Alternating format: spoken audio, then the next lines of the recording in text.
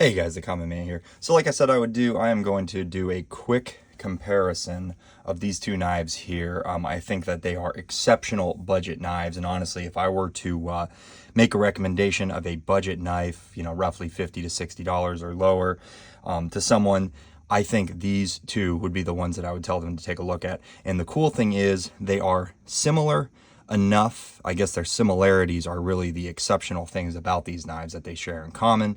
And then the differences are some really cool little things that could just be taste preferences. And this guy actually has a couple of options that kind of differentiate it even further. So obviously what we have here are the CJRB Pyrite and the CJRB Ekko. These are very similar sized knives. Both of these here are a button lock construction. They're both running the AR RPM 9 steel.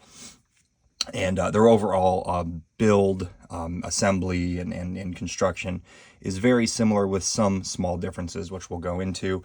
And then the Ekko actually has something that sets it apart from the Pyrite, and even more so than what my model does, and that's that it comes in a liner lock version, which is very cool.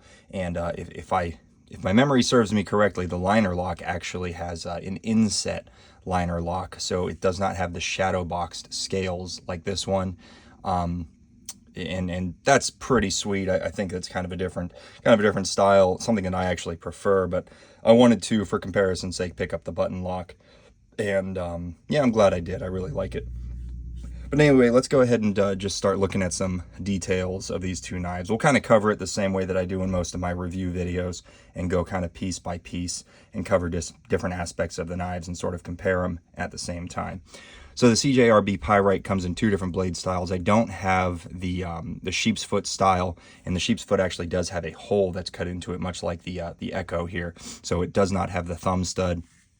That would actually make the CJRB Pyrite much more similar to the Ekko. However, the handle style is still going to be quite different between the two. But this, of course, is the drop point blade. It does have a very, very thin slicey edge. Not the thinnest I've ever felt, but it is, I would certainly say, thinner than a lot of knives out there. So it is an exceptional slicer.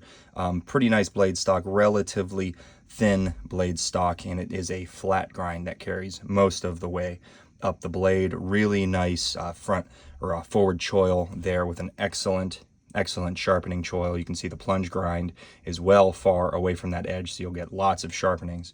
So you can see difference in style here with the blade. And guys, I'm not going to go over absolutely everything, but I think just visually you'll be able to see most of what you need to. This guy has just a different blade style. Like I said, this is more of like a sheep's foot. It's got this nice straight spine here with some kind of swedges or angles cut at the top there. And it still has a pretty pointy tip there, not quite as pointy as the Pyrite. But honestly, for EDC tasks, this blade shape, I think, is probably going to be a little bit more convenient. Puncture and draw cuts are very typical for EDC tasks. A nice soft sweep to that edge, I think, lends itself very well to EDC tasks. So this one might be a little bit better shaped for that. But, this one is still pretty decent overall. Like I said, this has got the hole cut out, so it does not have the thumb stud. But this guy has a couple of different features, one of which is the forward flip, the front flipper, which the Pyrite does not have. But that's kind of cool, so that makes it so that, not having thumb studs isn't a big deal, because you still have tons of deployment options with this guy, which I think we'll probably go into depth in just a little bit. But like I said, overall blade shape is considerably different. Still very good sharpening choil there. Plunge grind is far enough back where you're not going to get into it. When you go sharpening this knife, you'll get several good sharpenings out of it. And this does not have a forward choil. However, you can still get your hand plenty far up to the blade without really a risk of getting yourself with that edge right there. So lots of room for the hand. Jimping up at the top is a little bit far back. I would have liked to see it can carry up a little bit further, but you can see, that is a difference between the two, where the Pyrite does have that jimping up further forward. Although the grippiness isn't the best, it's still a little bit rounded over, but it does give you enough traction to be useful.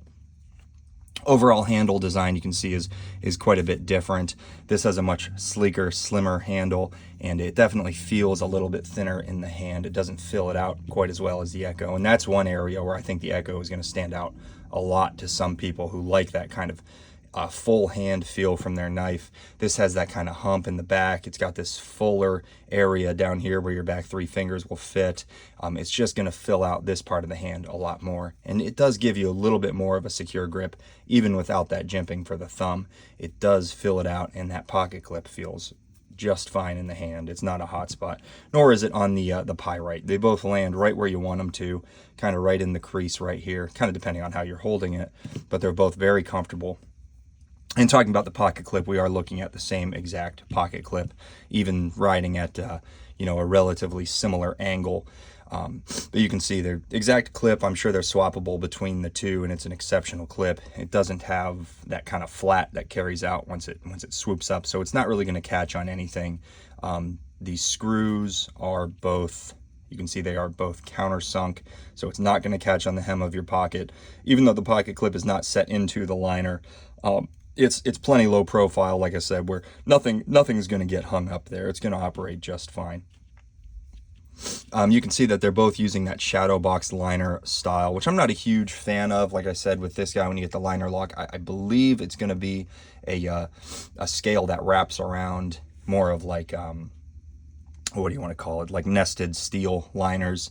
But this one, you can see the steel liners just a little bit outside of those scales, and I think it's done really well. Like I said, it's not my preference, but if you're going to have it, oops, CJRB does a very good job where you're not staring at a bunch of steel from those liners.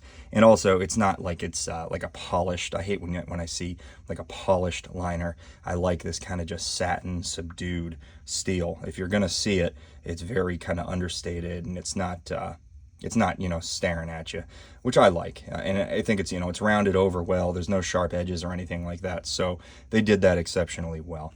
You can see, like I said, both button locks, and the action on both of these guys is just exceptional.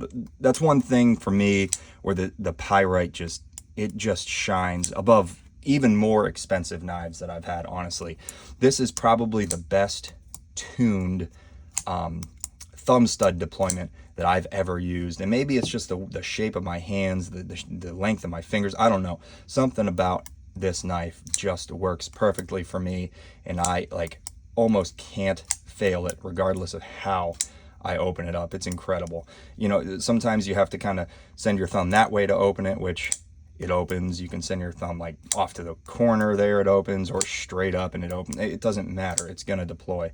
And then the reverse flick, you know, sometimes you get your finger underneath it and it deploys, or you can just kind of give it a little push, and it's going to work every time. It's really, really incredible. I could talk all day about the action on this knife and how fidgety and fun it is to play with. And the Ekko, you know, is, although, you know, it's tuned great, it's just for my hands, or maybe the way I use a knife, it just doesn't work as well for me. When I want to use my thumb, what happens is this forward, the front flipper tab kind of hits my finger over here. And these are all stupid minor complaints, but they're things that I notice. Like I said, you know, so the thumb opening is not the best. You kind of have to shoot off to the side to get it to open for me. And then you do got to watch where your finger is when you're holding the knife. The reverse flick is very good, although it can be a little bit difficult to get grip on that hole. And that is actually one thing that I noticed, because I have played around with the Pyrite in the sheep's foot blade with this hole, and it was kind of a similar deal where you really got to kind of dig your finger up in that hole to get traction. And you know, it's similar with this guy, but it does work very well. And then the front flipper, I've touched on it in the review of this guy, where if you front flip too far up, it does poke you pretty good in the thumb.